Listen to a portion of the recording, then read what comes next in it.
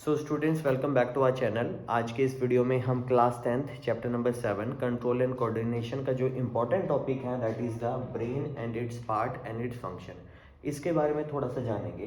तो चलिए स्टूडेंट, अब बात करते हैं the last part of the brain that is the hind brain.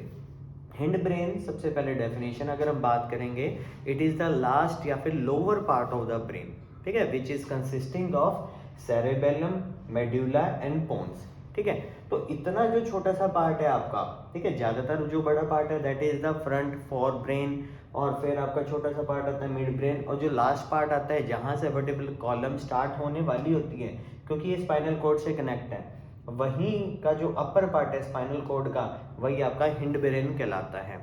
ठीक है, तो अब हम इसके तीनों के फंक्शन के बारे में पढ़ेंगे। तो सबसे पहले क्वेश्चन आता है, ये मोस्ट इंपॉर्टेंट क्वेश्चन भी हम कंसिडर कर सकते हैं, कि हमारी बॉडी का जो पोस्चर है वो कौन मेंटेन करता है।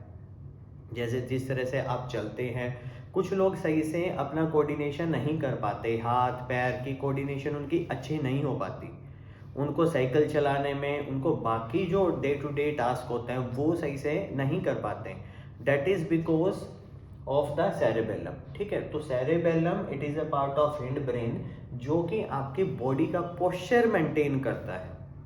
अगर सेरेबेलम स्ट्रोंग है तो इस वजह से आपका बॉडी पोस्चर आप बहुत अच्छे से मेंटेन कर पाएंगे, और जिस पर्सन के सेरेबेलम में कुछ ना कुछ प्रॉब्लम या कुछ ना कुछ डिसऑर्डर आ जाता है, उस वजह से वो बॉडी पोस्चर को मेंटेन नहीं कर पाते।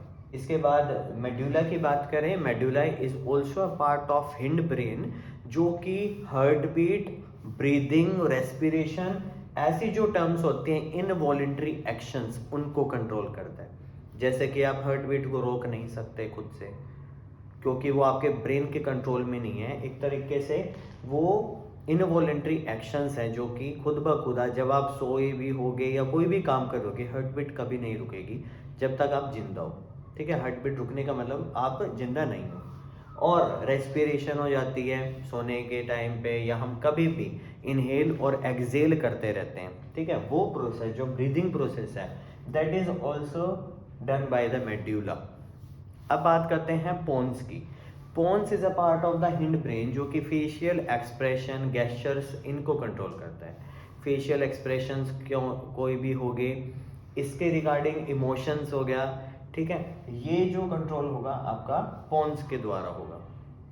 सो आई होप स्टूडेंट आपको अच्छे से समझ आ गया होगा। मैं फिर से थोड़ा सा रिकैप कर देता हूँ। Human brain it is a part of central nervous system, जिसमें आपके पास 3 पार्ट्स होंगे, फोर ब्रेन, मिड ब्रेन और हिंड ब्रेन।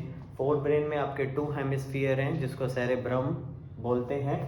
मिड ब्रेन आ जाता है, और जो आपका हिंड ब्रेन है वो पोन्स, मेडुला और सेरेबेलम से मिलके बना होता है। So this is all about the brain. और यहाँ पे आ जाता है कि इसको हम स्कल कहते हैं। स्कल हमारे पूरे ब्रेन को प्रोटेक्ट रखता है, और यहाँ पे फिक्स्ड जॉइंट्स अवेलेबल होते हैं। ऐसा नहीं है कि यहाँ पे जॉइंट्स नहीं है, जो स्कल है वो भी जॉइंट से मिलके बना है, लेकिन वो फिक्स जॉइंट्स है, वो इमूवेबल है, मूव नहीं कर सकते।